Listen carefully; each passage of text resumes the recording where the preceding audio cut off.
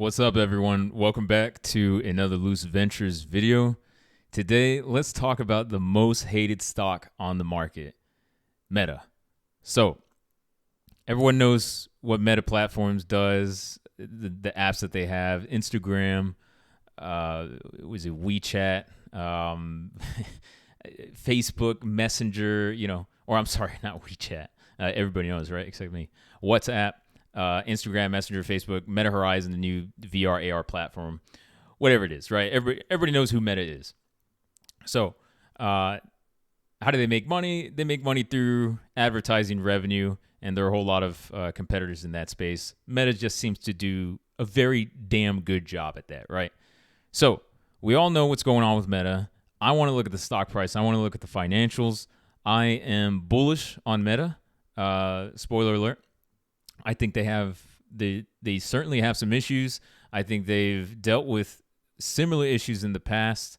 So I think they're going to pull out of this little downturn that they're experiencing, given some time. So that said, let's get right into it. So as always, we're going to start with financials analysis, and we always want to be forward looking. So we're going to look at estimates on ticker.com. These estimates coming from Bloomberg, by the way. So revenue, EBITDA, and free cash flow, what I'm going to focus on. Number of estimates for revenue, 51. Going to next year, we have a 10% increase in revenue. That's coming off a flat year for this year. If we look over the long term, we have damn good revenue growth over the long term. Very high growth through COVID, which, happened across the entire digital advertising space, right? So to me, it's okay that they're having flat revenue growth this year, or maybe, it'll be plus or minus like 2%, something like that, right? But yeah, I'm okay with that because long term, they have really high growth. So good to go there. EBITDA, so $57.6 billion. Again, that's trailing off of the $64 billion that they had through coming out of COVID. But this is long-term growth, so we're looking good there.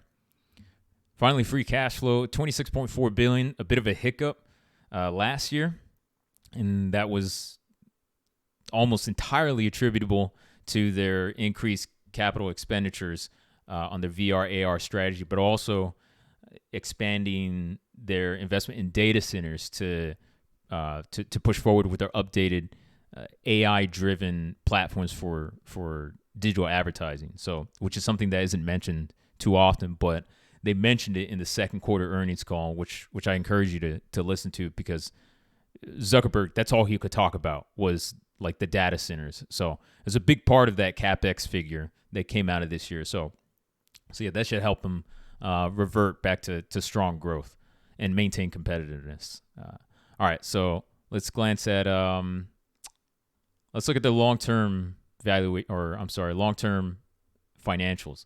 So here we can see that revenue growth very strong over the past decade or so. Operating income, I want to look at for consistency in operating margins. So here we got about 30 to 52%, and we have a few years where there were hiccups in the business. Mind you, these years, 2012, a little lower, 2015, really 2012 was only like, I want to say down year, but they still had positive margins, double digit, right?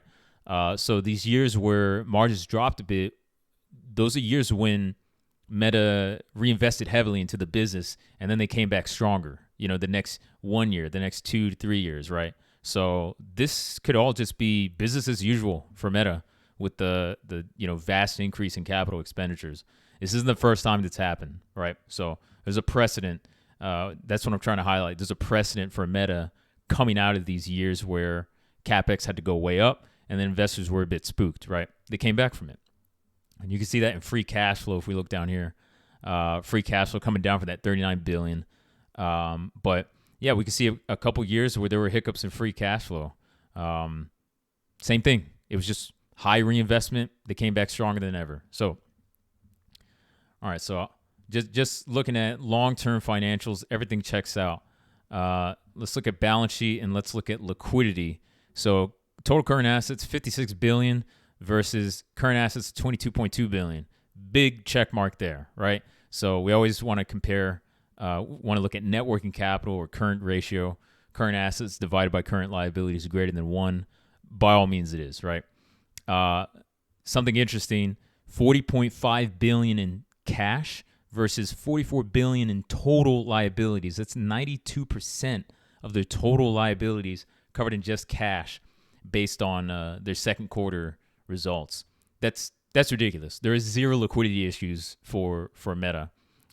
This is one of the most highly liquid stocks I've looked at in a long time. So next we'll look at shares outstanding. So they are repurchasing shares. They're repurchasing a good amount. So I've included some share repurchases in my own valuation to kind of reflect, what they've purchased over the past few years and what they're expected to purchase over the next few years. All right, so leverage. Let's talk about that. So leverage, this is gonna bump up to about $27 billion from $17 billion, just under $17 billion, because they just recently issued some $10 billion in bonds. Bondholders loved it.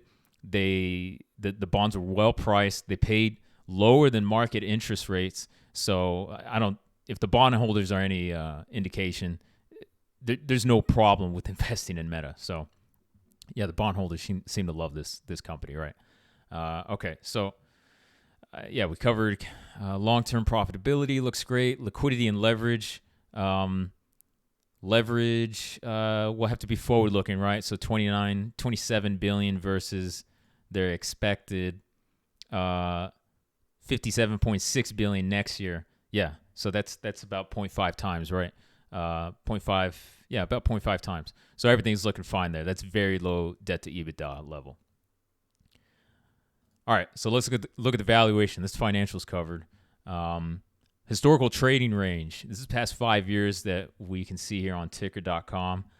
So I'm just going to look at enterprise value to EBITDA and free cash flow yield. This is going to be market cap, mind you, rather than enterprise value. So we'll look at my watch list, which I have my own calculations for that. But just looking at enterprise value to EBITDA, trading at 6.5 times. The high I see 15.7. Yeah, look at this, 15.7. So this is absolute rock bottom valuation for Meta based on enterprise value to EBITDA over the past 5 years. Same thing with enterprise value to sales, enterprise value to EBIT. Everything is at rock bottom levels for valuation. So in terms of its own trading range, it's looking like a pretty damn good valuation. So going off of that, I have narrowed it down to a few big cap stocks just to give some comparables for Meta. This is high level. This is just to give you a glance at what other companies, other popular big cash flow companies are trading at. So I've included some share repurchases there. Same thing for Google, same thing for Microsoft.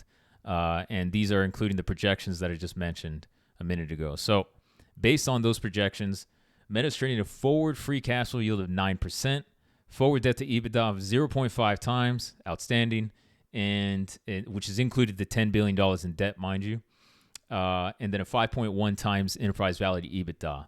So as you can see, compared to Google and Microsoft, which are just two, you could even call them random comparisons, right?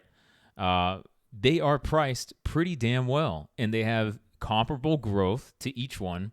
They're both involved in online spend, right, of some nature, infrastructure, online digital infrastructure rather. So yeah, Meta's looking pretty damn good. Even if we sensitize these projections, 0.8 is my little sensitivity factor.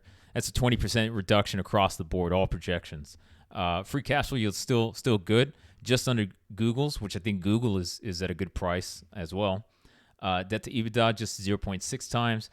Enterprise value to EBITDA 6.6 times. So everything's still looking pretty damn good if we give a hefty 20% haircut to the projections, which is, frankly, I think it's a little bit unprecedented going a year out. But hey, anything can happen, right? But even if we do that, it's still trading at a damn good valuation.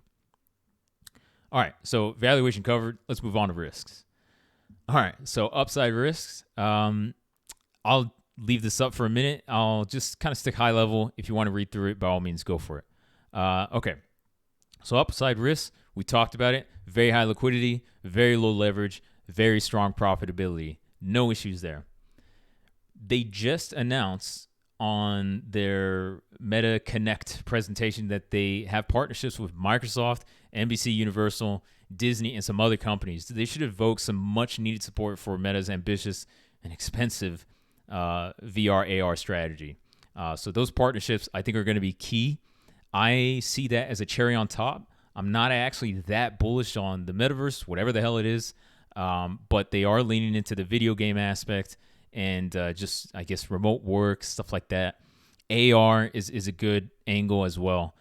So these partnerships, these are pretty solid partnerships. So now somebody like myself who just, honestly, I didn't care, sunk cost. If they don't go anywhere with their strategy, I don't care, as long as they don't just continue to throw tens of billions of dollars at a strategy that isn't working, right? But now I actually kind of care about it. So this could actually, it could actually bode well for Meta. So we'll see. I think it's a cherry on top. They're going to have to prove it, right? This is a prove me strategy. But I think this is a very good move by Meta. And it mostly relates to gaming and like AR. Meta, it's done it before, right? It's pulled off something like this in the past. Zuckerberg, let's see if he's still got one more rabbit to pull out of his hat. Yeah.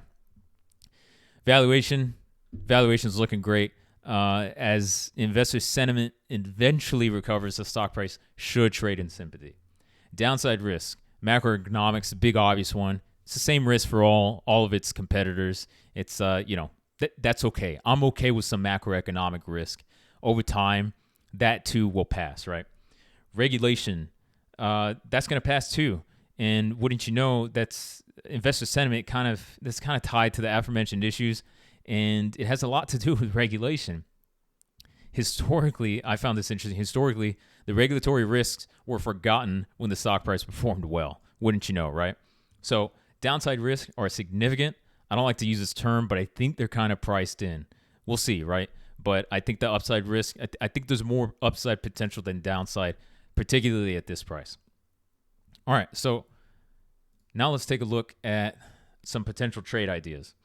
Well, real quick, we'll glance at their stock price. And as you can see, Meta's trading at a very low price. Let's see, it wasn't even this low during the COVID, during the COVID crash. So very low price. We were talking about valuation, downward trend due to sentiment, right?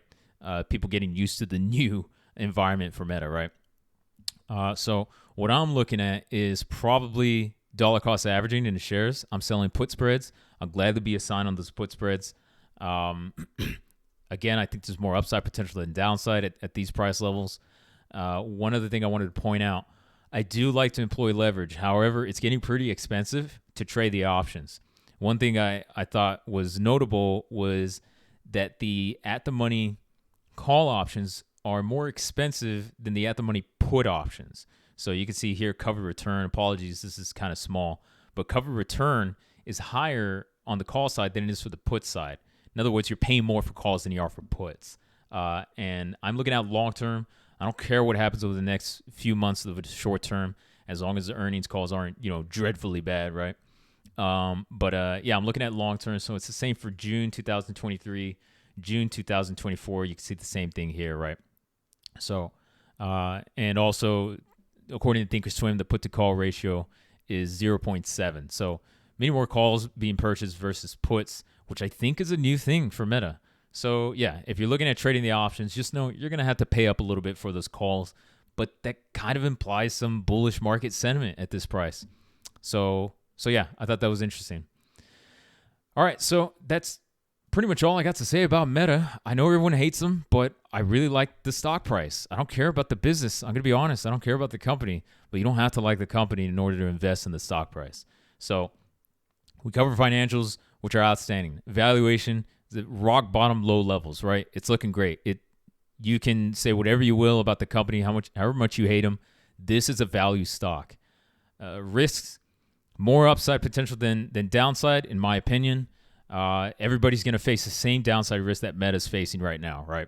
But Meta is actually uniquely positioned for upside risk, something that its competitors can't say, right? And then trade ideas. Dollar cost averaging never hurts, right? I think it's a good price to get into, but always be conservative with entering new stock positions, right? Or maybe you want to add, right? You already have shares. And then keep in mind, if you want to go long term, you want to add leverage, you're going to have to pay up for those calls a bit. So maybe wait till after earnings, see what they announce on earnings, and maybe the options will be a little bit cheaper. All right, so that about covers it. If you haven't done so already, check out the previous videos I posted. I got short videos, I got long videos. I got videos covering my process, my watch list, my screening process, a few other stocks, Stellantis, a potential deep value play, AMD, a company I like, but I kind of want to be careful buying shares at this price, right? Maybe I want to wait. So check out the other videos. If you have any questions or comments for me on Meta, on my process, whatever it is, drop them in the comments below. That's it. Thanks for tuning in. I'll see you all in the next video. Cheers.